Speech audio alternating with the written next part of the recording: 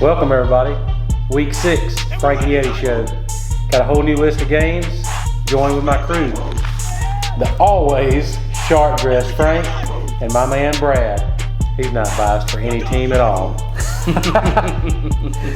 This week 6, we got a lot of exciting games. The first game that we have is Northwestern at Nebraska. We're looking to see a little bit out of these teams. They've had a rough season so far. Yeti, what do you think about this game? These teams, you look at their records, they're kind of battered, but if you look at who they've lost to, Northwestern 1-3, Nebraska 3-2. Nebraska just got murdered by Ohio State, but that's what Ohio State does. Northwestern 1-3, which looks really bad, but if you look at who they've lost to, they lost to at the time number 25 Stanford, Michigan State, and just Wisconsin. It's going to be one of those games to where the big boy's going to win. You got a big over and under on that one. I see Nebraska winning this one. It's at Nebraska. They've got something to prove. They got to pull it back together, get those wins up, the losses down.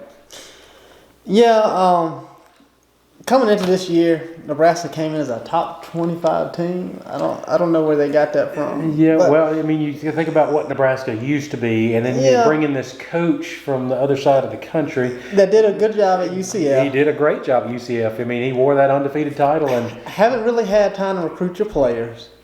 You come in and they had a losing record last year. They didn't win many games at all in the Big Ten. And they come in this year as a top 25 team, and they've really struggled. But there's one bright side on this Nebraska team, Adrian Martinez.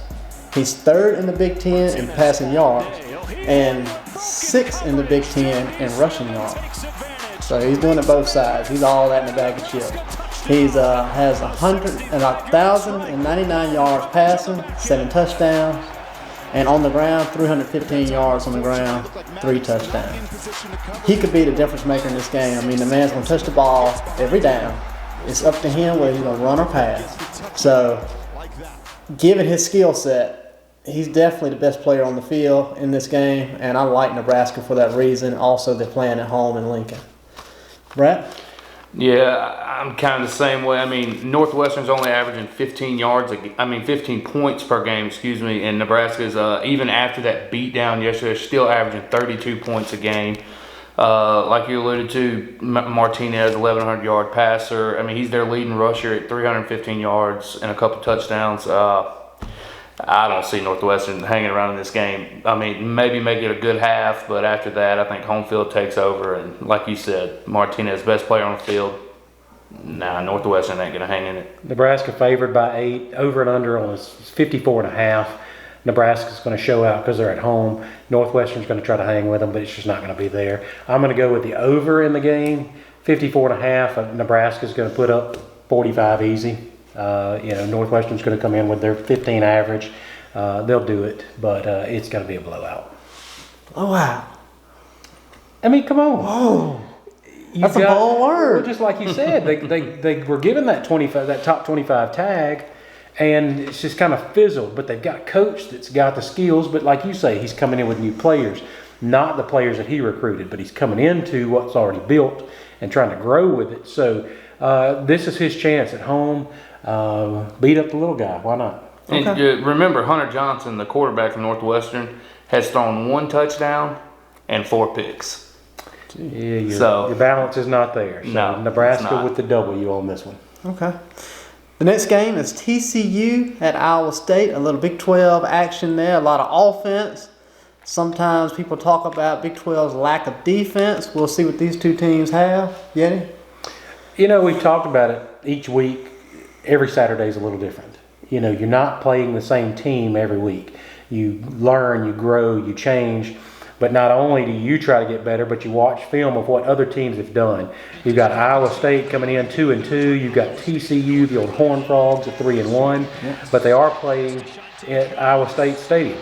So you look at Iowa State's record, 2-2, and you think, But then when you back up and you look at why they're 2-2, 3 points is the difference in them being 4-0 and 2-2. I mean, you lost 1 point to Iowa. It was a big game. It was one of our first games there. The big rivalry. Exactly. I mean, early on, you lost that one, and then lost to Baylor by 2 points. So those 3 points could have been the difference in 4-0 and now 2-2. So they're playing at home. They've got a lot to prove. Horned Frogs coming in just lost to SMU. So, they're a few points away from being 4-0 also. So you got two really good teams, but they're playing on Iowa's turf. Iowa's favored by 2.5 points, which is not really enough to call a big spread. I see Iowa State in this one. They're at home. They're going to try their best to improve their record and get above that 500 line. You know what? I can't let you do this whole, they've only lost by a couple points. The reason they lost. I can't let you do that. Look, we got a Power 5 conference team in Iowa State. They're 2-2. They have beaten no Power 5 teams. That's true.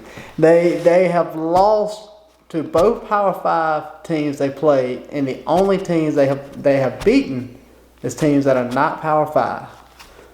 Northern Iowa, they just barely beat Northern Iowa.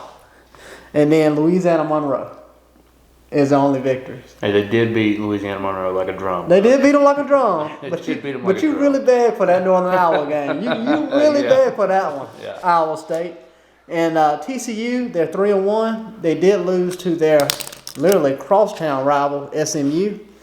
And that SMU team is currently undefeated. That's it. Currently undefeated. So it was a good contest. TCU showed up to play. SMU bested them, but SMU's undefeated.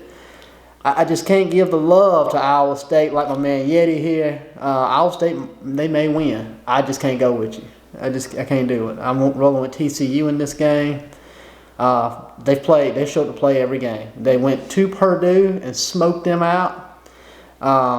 They showed to play SMU and fell short, but they've played some good football this season so far with a 3-1 record. I'm rolling with TCU. I'm right there with you. TCU, Darius Anderson for TCU, 483 yards, 5 touchdowns on the season. Iowa State does have Brock Purdy. And he's, 1,330 yards. They're averaging 500 yards a game. Slinging it. But TCU's defense, I watched the game against, who'd they play? Anyway, I watched a little bit of the game, and they're stacked. They're speedy. They're just like the TCU whenever. I remember I watched them, and all I could think about was when they played Ole Miss and was it the Cotton Bowl or Sugar Bowl, whatever it was. They were just blasting to the ball, and then they look like they're back. They really do. They're putting up 488 yards a game. They're only allowing 246 yards a game total. So their defense is nasty. Iowa State goes down. TCU all the way. Wow, stand alone on this one. Like I say, Iowa State's playing at home. They're favored by 2.5. Over and under is 48. Iowa State hasn't put up a lot of points this time. TCU's defense is going to hold them down. So I'm going to go with the under on the 48. Okay. I feel like it'll be a 30-point game. I like that. And Iowa's going to score some because they're at home and they've got the crowd. But at the end of the day, I want to see Iowa win. I'm going to put my mark as Iowa State with the win. Both of you going with TCU. We'll see next time we meet at this table. Sounds good. How about a little top 10 matchup? Man, I really felt like it would be a top 10 matchup though. Don't do that. Look, he don't have the right to speak with that Georgia hat. I feel like with this matchup. I really feel like this game should be a little further down the sheet, but it meant the middle. Auburn at Florida. Auburn at Florida. Yeti, you have the floor. Tell us about it. Your Gators. They just played a team. I asked Brad before we started filming, didn't Florida have the weekend off? He's like, no, they played somebody. Towson. I've never heard of Powder. Anyways, this is the third time in 6 weeks that Auburn has made the slate on the Frank and Yeti show. I came out week 1 and gave them nothing. I said Oregon would beat them. You did that. And then they were on there 2 weeks later, and I gave them that love. And then they came in, and I said, you know what? the Gus bus is going to run out. I think they have enough to do it, but I think they're going to run out. But after watching Auburn take Mississippi State and slap them like they owned them this past weekend, Auburn has got it together. Auburn is. I'll give them the love because they have more than earned the love. Florida's winning. And both top 10 teams, like you said. Mm-hmm. But Felipe Franks, he's got his weeks where he's going to put it on, and he's got his weeks that people are like, why are they still letting him play football? But Felipe Franks will not be in this game. It could be the difference maker. Trask played good. Trask has played good. Trask has played really good in his absence. Well, in my homework I've got at the top of this list is Auburn's just stronger. There, I said it. Auburn is rolling right now. They've played somebody. They played somebody. They played a lot of somebody. Played a lot of somebody. A lot of somebodies to go. So that rank that they're sitting on right now, they've earned it. Florida's at number 10. It just feels like when they put it together, they can put it together, but then all of a sudden the wheels start wobbling. I honestly think that after being 5 weeks deep into this college football season, I feel like Gus is going to put it together, and he is going to put it on Mr. Mullet. Mr. Mullet. The mullet of former Mississippi State. Well, let's see, Gators, Mississippi State, back to the Gators. You can't blame the guy for going back to where he had it. He did it at Mississippi State because he brought it and he had to. Yeah. He showed what kind of coach he can be. And then he went back to Florida where the door is open to some top recruits. Mississippi State's going to do what they're going to do, and they're going to draw in a crowd with 3s and 4s. But at Florida, you've got the possibility of 5s showing up. And he does that, and he'll do that. He's a great recruiter. I just feel like on Saturday when the smoke clears, it'll be Auburn. Make no mistake, Florida is not Mississippi State. By no means. No. By any means. And Florida will show up ready to play. I kind of believe Florida has not showed their best game yet. We've seen a lot of good stuff out of Auburn. We have not seen a whole lot of good out of Florida. Florida needs to get it together a little better than what they're playing. However, on defense, they're doing that. Florida's ranked number 5 in scoring defense. Auburn comes in at number 22 in scoring defense. These are two of the best defenses in the country. I mean, they are excellent. They're fast. They're physical. They come after your quarterback. They cover the receivers like a blanket. Really, the only question mark for either one of these teams on offense. Auburn is trying to bring along a young quarterback, and he's doing a good job coming along. He's finding receivers. He looked really good in the state game, but this game is going to be a game about defense. And I have highlighted here some great defensive players. Jonathan Bernard for Florida kind of plays a hybrid linebacker, defensive end position. He leads the SEC in sacks and tackles for loss. He's a transfer from Louisville. This is actually his first year stepping on the field for Florida. So he's a big addition to the defense, and he is running the show in the SEC. Auburn has a man by the name of Derek Brown that decided to forego the NFL last year to come back and play his senior year at Auburn. They got him projected as a first-round draft pick. Derek Brown is 6'5", 318 pounds, and nobody runs up the middle on Auburn with him in the middle. At 318 pounds, this guy has such nifty feet. He is a world-class athlete, a once-in-a-lifetime type of athlete. And so between watching these two players come on and off the field for their defenses is going to be amazing.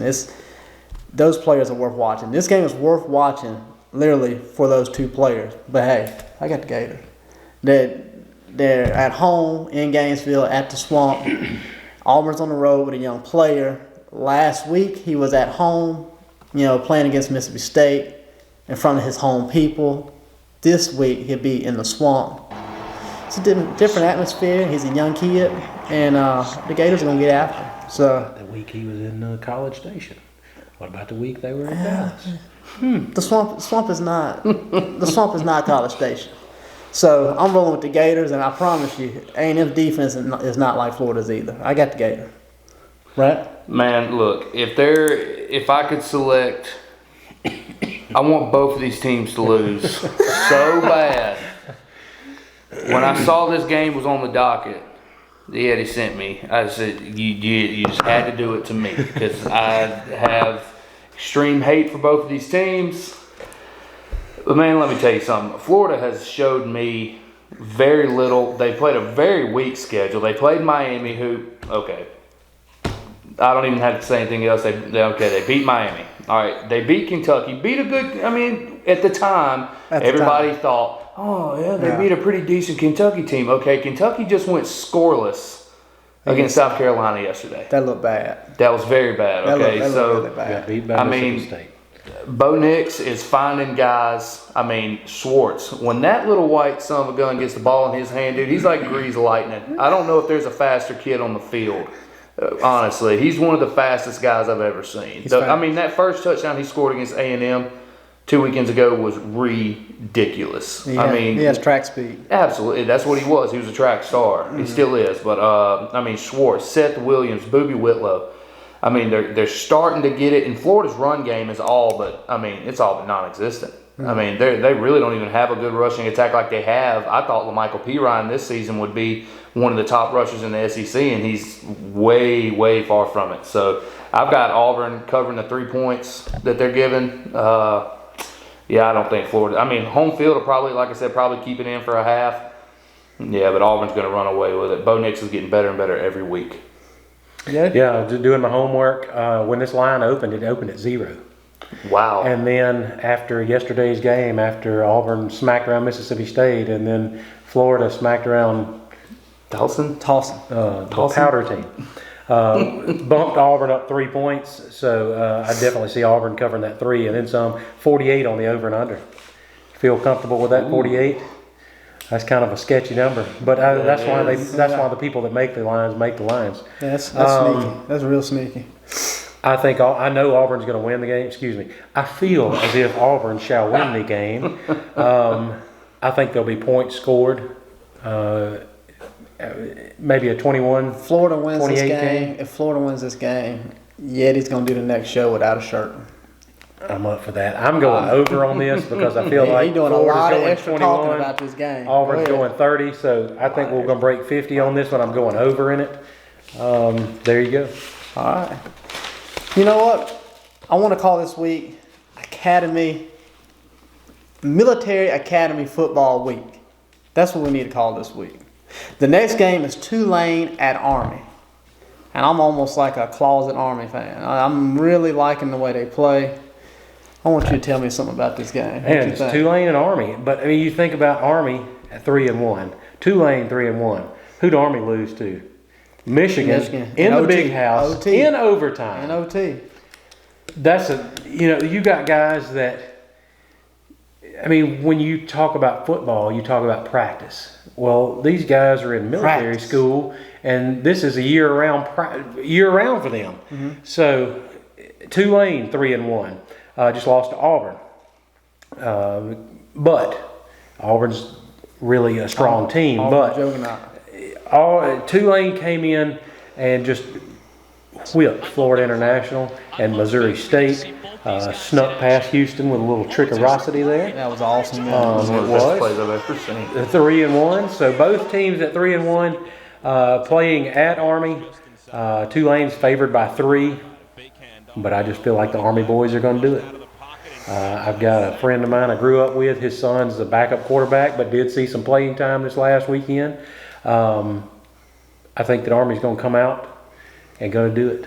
I think that that Michigan loss, that close loss, just kind of seasoned them and woke them up to say, we got to kick it up. And so you're going to see Army on top on this one. I like Army. They're at home up there in New York, and Tulane is playing, honestly, the best ball I've ever seen Tulane play. I never have really heard a lot about Tulane. They're 3-1. They're a 3-1 Tulane team. And normally they end the season with 3 wins. or maybe 2. And they're 3-1 right now, and the only loss, okay, let's sink in, the only loss is to an undefeated top 10 team. So the type of ball these guys are playing is unreal. I mean, the play calling by the coach is just, I gotta give him his props. He is play calling. But I like Army at home. I like the smart style of play the Army has. I like the toughness. You know, Army's gonna give you everything they got. The grit. The fact that Army went 10-2 last year, they pretty much are returning the same team they had last year. So you know what they got, you know what they're coming with, and this is going to be another season just like it was last year for Army. I feel that they can have that type of year. So far, undefeated in regulation. How about that? So there far, you go. undefeated in regulation. Yeah. So I'm rolling with Army. Look, this is one of the toughest games that was on the docket for me. It was the toughest game, no doubt, other than the next one. Tulane's rushing, they're averaging 273 rushing yards a game. Army's only allowing 104. They got one of the best rush defenses in the country. Mm-hmm. I think depth becomes a factor. I'm going with Tulane, and I mean, I'll probably lose this game. I don't feel good about it at all. And I mean, I think that the Michigan loss, when they lost to Michigan, I think that was just a result of Michigan playing down the competition. You see it week in and week out. And I think that's where that comes from. And I'm not knocking Army at all because they're tough. I mean, hey, America. But I'm rolling with Tulane. That's all I can say. I really can't give you a lot of good reasons why. Hey, just because you hate America, it's okay. Okay. Over and under on this one at 45.5. It's going to be a defensive game. I think Tulane's going to come out with some tricks and try to do it, but I think Army's just going to be buckled up and manned up, and I'm going to go under on this one. Like I say, Tulane's favored by 3. I think the boys in camo is going to do it to it.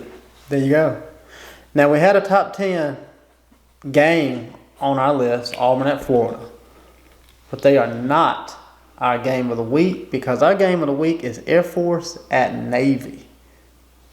It's Armed Forces Week. There you go. How about it? What you think?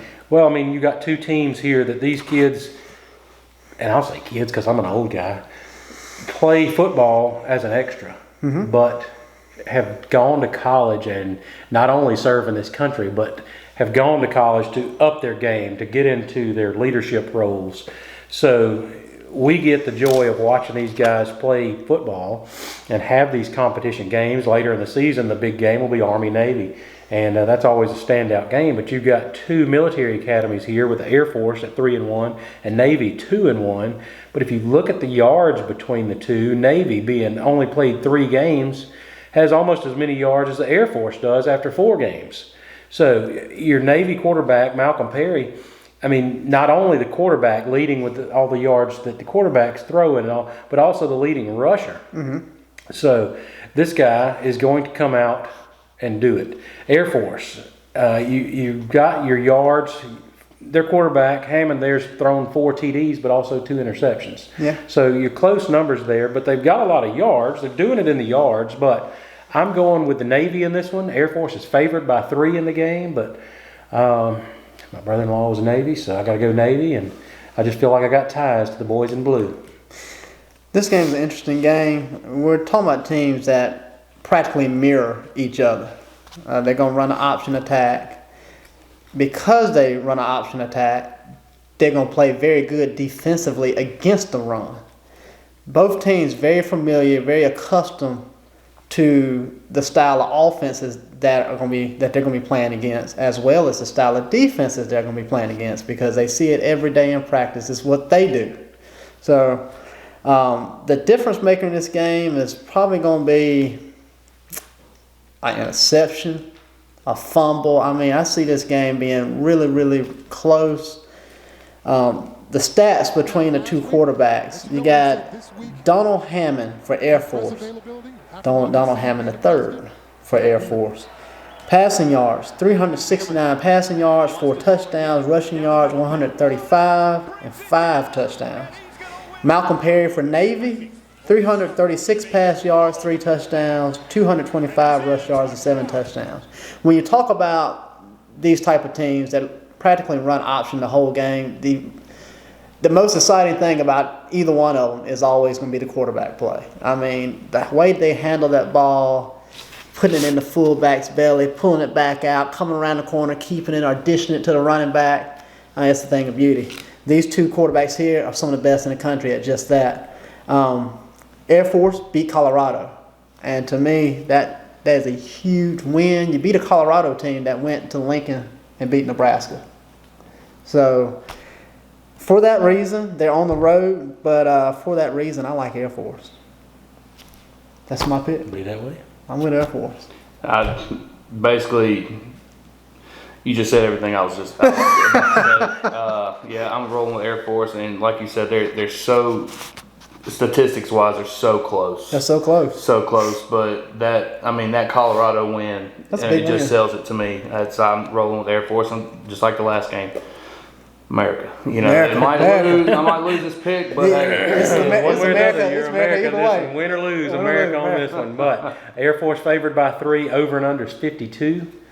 I don't feel like they're going to get to that number.